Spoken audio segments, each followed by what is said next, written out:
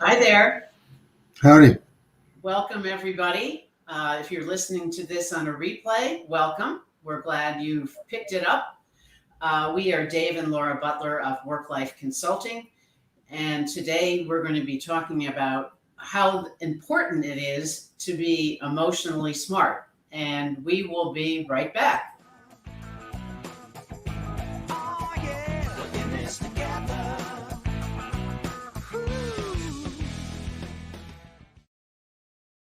Our good friend Elliot still singing about being together. Yes, our friend Elliot Lewis, who is a wonderful musician songwriter. I think that song is just so telling about the importance of being in this together. So, ElliotLewis.com, check him out. He is fantastic. And today we're going to be talking about now more than ever, it's time for smart emotions. We're going to dive a little deeper into what do we mean by smart emotions. But before we get there, we just wanted to let us introduce ourselves, introduce you to us.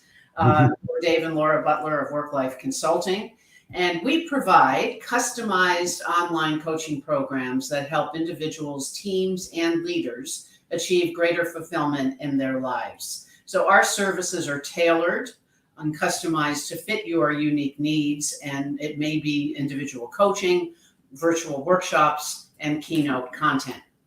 So each Wednesday, we pick a topic that is on top of our clients' minds, what we hear about out there in the client universe, and also to sort of give you a heads up about what are some of the things that we have going on and what we offer people in this world of work and life. So the topic that we're going to be working with now for the next several weeks is on this idea of being emotionally smart. Are you emotionally smart? How do we know what that means? What does it really look like? So the key question, what does it mean to be emotionally smart? So what do you think, Dave? Well, I think it means that I am aware enough of what's going on in my surroundings that I can manage myself a little more appropriately in the midst of it. There's an awful lot of stress, people trying to go back to work, people not knowing if they should go back to work, if they should work from home, and there's an awful lot of confusion. In the midst of that, it's easy to lose track and get into road rage. You start honking your horns at people, and you're impatient, and it's just a way of expressing the degree of discomfort that we feel. So to be emotionally smart means to be able to, for example, identify that early on, know that you're starting to feel that way, have strategies for coping, not only to get rid of the stress, but to cope with whatever the situation is so that you can be more emotionally smart. Means to be able to be open to the other person, to be able to maintain your cool, so to speak. A friend of mine once said it means to, not lose your head when everybody else is losing theirs. Mm-hmm. Yeah, I like that. It's equanimity under duress. Fancy words, but it means the same thing. The walls are caving down or caving in, but the emotionally smart person stands in the middle of it and understands how to juggle it all. Yeah, once in a while, maybe it's just having a little sense of humor, being able to make a comment here and there. One of my clients today, we were talking on the phone, and he wanted to meet at this time and that time, and I said, well, I have these other things that are already booked, and I'll have to work around that. And he said, well, I'll just find a way to get into your very tight schedule. Well, I know that he was joking, and it was just a way of trying to relieve the pressure of we got to find the time. We'll work it out. We don't have to get upset about it. We'll figure it out. I'm sure there's some way we'll get together. Nobody's dead. Nobody's bleeding. I mean, we'll figure it out. Right. Well, I also like the same client has utilized some of the tips that you've given him in terms of setting himself straight for the day. What was that one? The one that he's been using a lot. Leave it at the door. I was talking to him about our theatrical metaphors of, like if you're an actor and you're going in to perform in a play, you could have had arguments with your family all day. You could be in a terrible mood. You could have a lot going on that is distressing you. But when the curtain goes up, you got to leave it at the door. When you're performing, whether it's in the theater or it's in business or it's anywhere in our lives, if you're performing, you're on stage, You have to leave that other crap at the door. You can't bring it with you. It's not fair to everybody else for you to unload it all over them. Right. Well, what you just said reminds me of that's one of the qualities of being leader ready looks like, because it's being ready to put on the gear, the suit, arm up, and get ready to face what's unknown. Ready to rumble. Let's get ready to rumble. Exactly. Yeah. And if you're just joining us, then welcome. If you're joining online or on the replay, welcome. We're talking about the qualities of being emotionally smart and what that looks like in today's uncertain world. And it requires, that armor and the, sort of the front that a leader needs to put on. It requires a perspective that they can see through different lenses of leadership. Right. Not every situation is going to require the same things.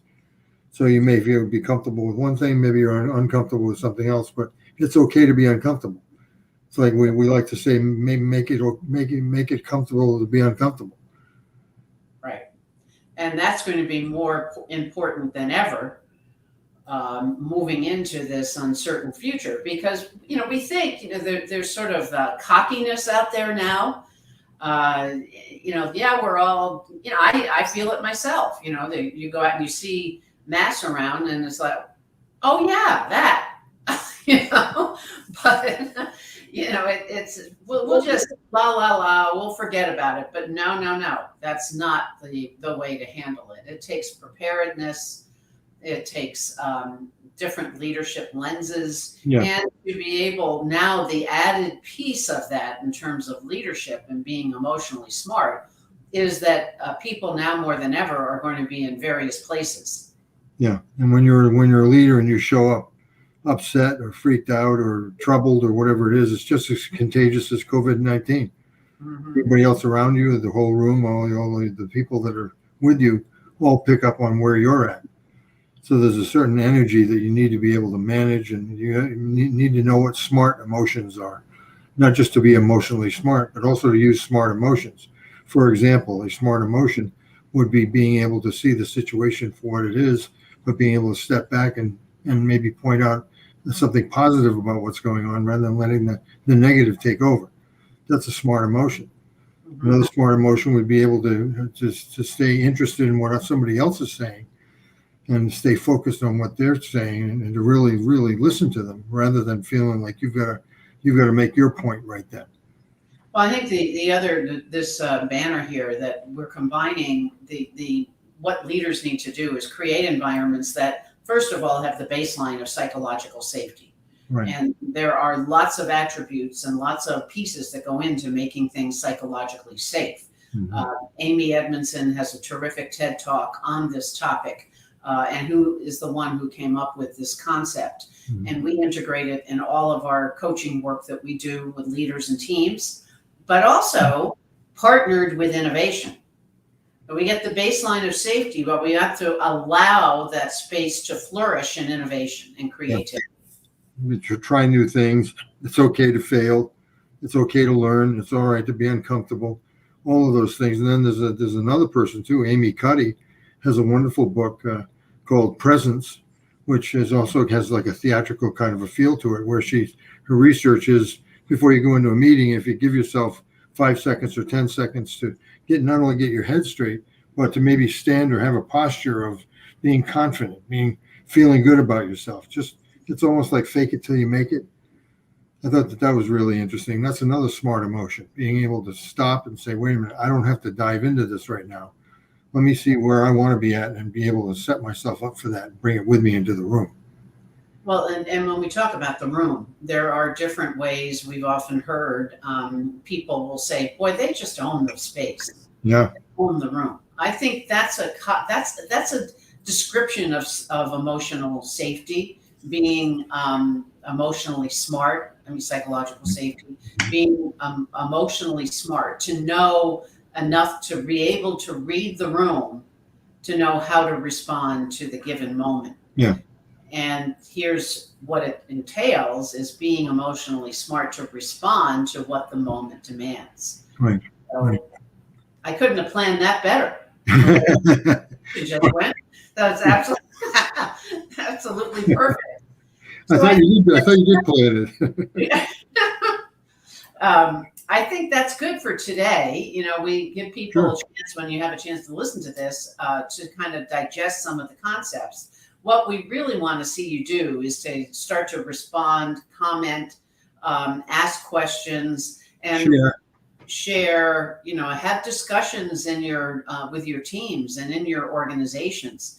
And what you can do if you want to dive deeper into this is schedule a 30-minute complimentary call with Dave or myself. You can also find this information on our Facebook page to be able to link to our website and schedule a visit, and you can sign up for some of the information that we send out each week. So each Wednesday we are here for our live stream, and we love to hear from you what other topics you may be interested in hearing. Till then, we'll be practicing our smart emotions. Absolutely. So thanks so much for paying attention and for joining us, and we'll see you next time.